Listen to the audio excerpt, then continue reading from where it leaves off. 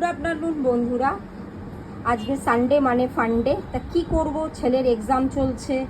হ্যাঁ, তা ছেলে বলছে মা কিছু একটু ভ্যারাইটি করো, কিন্তু এদিকে খুব রিচ খাবারও দিতে চাইছি না। তা ঘরে ছিল কাতলা মাছ, তা কী করবো, এই হচ্ছে কাতলা মাছ।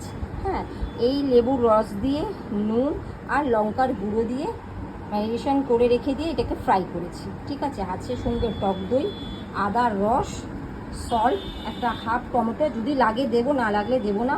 আর এটা হচ্ছে পোস্ত, পোস্ত, চালমগজ, কাজু আর এই অল্প একটু হলুদ সর্ষে, বেশি দিইনি। হ্যাঁ, আর এটা হচ্ছে বেরিস্তা বানিয়েছি। গরম তেলের মধ্যে শুকনো লঙ্কা, তেজপাতা আর পেঁয়াজ দিয়ে এটাকে, আর আস্ত গরম মশলা দিয়ে থেতো করে এটাকে হালকা ফ্রাই করেছি। আর আমি এটা সম্পূর্ণ তৈরি করব মাইক্রো ওভেনে। ঠিক আছে, কেন কি আমি এটাতে ওভেনে করছি না, এটা মাইক্রো ওভেনে করব।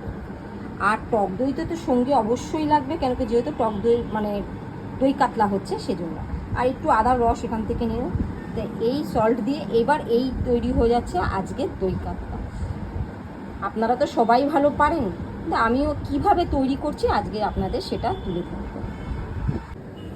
আমি প্রথমে কি করলাম, মাইক্রোওভেনের বোলের মধ্যে যেটাকে আমি মিক্সিতে পেস্ট করে রেখে দিয়েছিলাম সেইটা প্রথমে দিয়ে দিলাম। এর মধ্যে তো বলেই রেখেছিলাম পোস্ত, হলুদ সর্ষে, কাজু আর হচ্ছে হালকা একটু টক দই অল্প দিয়ে একটুখানি মিক্সিতে একটুখানি মিক্সার গ্রাইন্ডারে একটুখানি পেস্ট করে রেখে দিয়েছি। ঠিক আছে, তা এরপরে আমি দিচ্ছি এর মধ্যে একটু অল্প লবণ। যেহেতু এটার মধ্যে কাঁচা লঙ্কা দেওয়া আছে সেই জন্য অল্প কাঁচা লঙ্কার গুঁড়ো দিলাম। আর যে বেরিস্তাটা বানিয়ে রেখে দিয়েছিলাম সেই বেরিস্তাটা এর মধ্যে দিয়ে দিয়েছি। অনেকে চাইলে কিশমিশ দিতে পারেন, কিশমিশটা দিলে বেশি টেস্ট হয়। হ্যাঁ, কিন্তু এর মধ্যে কিশমিশ দেওয়া আছে। ঠিক আছে, এবার দেবো আদার রস, অল্প একটু আদার রস দেবো। অনেকে জানি যে একটু ভেজে দিলে ভালো হয়, বাট আমি একটুখানি না, যেহেতু আদার রস দিচ্ছি ওই জন্য আর ভাজলাম না, অল্পই দিচ্ছি। ঠিক আছে, এবার দেবো টক দই। প্রথমে যে পেস্টটা যে বানিয়েছিলাম তার মধ্যে অল্প টক দই দিয়েছি। এবার একটুখানি দিচ্ছি এই মিক্সিতে, একটুখানি একটু ফাটিয়ে নিয়ে তারপরে মধ্যে দিয়ে দিচ্ছি।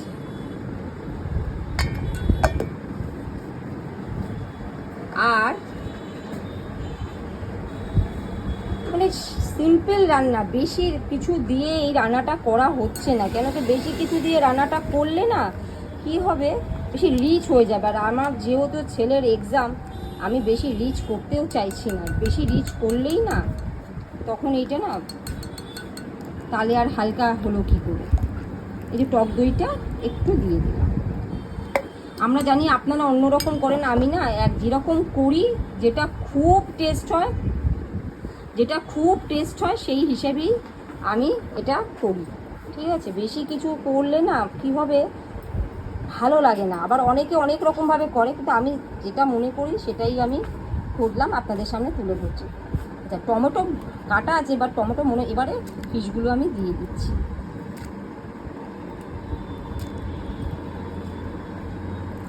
এই ফিশগুলো দিয়ে দিলাম। সিম্পল রান্না, মানে এটার মধ্যে কোনো তামঝামের কিচ্ছু নেই। এবার অনেকে ঘি চাইলে দেয়। হ্যাঁ, তা আমি ভাবছি যে একটুখানি প্রথমে আগে ফুটিয়ে নিই, তারপরে একটু গরম মশলার গুঁড়ো আর একটু ঘি দেব। এখন আমি এটাকে নিয়ে না কিছুই না 10 মিনিটের জন্য হাই ফ্লেমে মাইক্রো ওভেনে দিয়ে দেব। ঠিক আছে, এইভাবেই করি আমি, যেরকম করছি আপনাদের সামনে দেখাচ্ছি। আর একটু কাঁচা পেঁয়াজ দিয়ে রাখলাম, আর একটু টমেটো দিয়ে রাখলাম। এটা না স্কিপও করতে পারে না, আমি একটু মিষ্টি দেবো, কেন কি টক দই যেহেতু রয়েছে, একটু মিষ্টি না দিলে এটা ভালো লাগবে না। ঠিক আছে, এবার মাইক্রো ওভেনে বসিয়ে নিয়ে এটা কীরকম আসে আপনাদেরকে দেখাচ্ছি। আর একটু দিয়ে দিচ্ছি আর একটু দিয়ে দিচ্ছি কাঁচা তেল। আমি ঘি ইউজ করছি না, এই মাছটাতে একটু কাঁচা তেল দিলে না বেশি টেস্ট হয়, ওই জন্য এটার মধ্যে একটু কাঁচা তেল দিয়ে। আর কিচ্ছু করবো না, একটু মিষ্টি দিয়ে দিয়েছি, সেটা হয়তো স্কিপ হয়ে গেল।